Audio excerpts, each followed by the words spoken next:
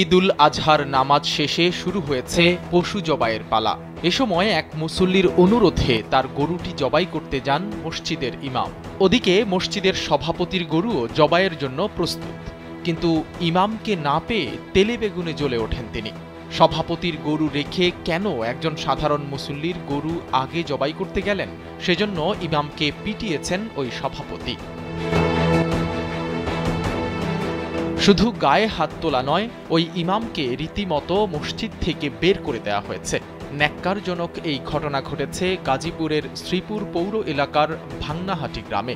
সেখানকার বাইতুন নূর জামে মসজিদ পরিচালনা কমিটির সভাপতি কফিল উদ্দিন মারধর করেছেন মসজিদটির ইমাম আবু বকর সিদ্দিককে। তুচ্ছ বিষয় নিয়ে ইমামের গায়ে হাত তোলায় হতবাক হয়েছেন স্থানীয়রা। গরু জবাই করতে এসেছি মসজিদের সাথে, বুঝছেন। পরে গরু ওটা জবাই করে সভাপতি ডাকতেছে, দৌড়ে গেছি। পরে সভাপতি আমার গালাগালি শুরু করছে, আমার মুখ দায়িত্ব খাই।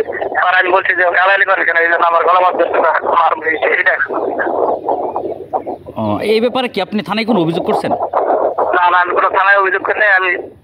আমরা এরকম গরিব মানুষ, আমাদের থানায় অভিযোগ করি নাই, যে আল্লাহর কাছে বিচার আল্লাহ করবে।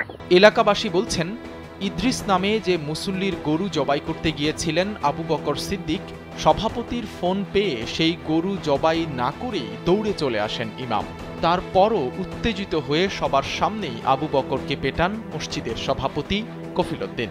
এ নিয়ে স্থানীয় কাউন্সিলরের কাছে বিচার দিয়েছেন ওই ইমাম। অন্যায় অপরাধ করলেও তো পবিত্র দিনে, ঈদের দিনে মুসলমান হিসাবে তাকে মাফ করেই দেওয়া উচিত যদি একটা লোক অন্যায় করে, আমার দৃষ্টিকোণ থেকে। তারপরেও তো সে মসজিদের আমাদের ইমাম, আমরা তার পিছনে নামাজ পড়ি। তার সাথে খারাপ বিহেভ করা এটা মোটে উচিত হয় না, আমার দৃষ্টিকোণ থেকে উচিত হয় নাই।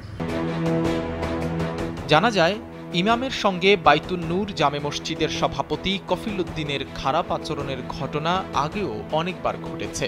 তার আচরণে অতিষ্ঠ হয়ে কিছুদিন পরপর ইমামরা চলে যান। মাস দুয়েক আগেও ইমাম চলে যাওয়ায় ৬,০০০ টাকা বেতনে নিয়োগ দেওয়া হয়েছিল আবু বকর সিদ্দিককে। এবার তাকে বিদায় করে দিয়ে নিয়োগ দেওয়া হচ্ছে নতুন ইমাম।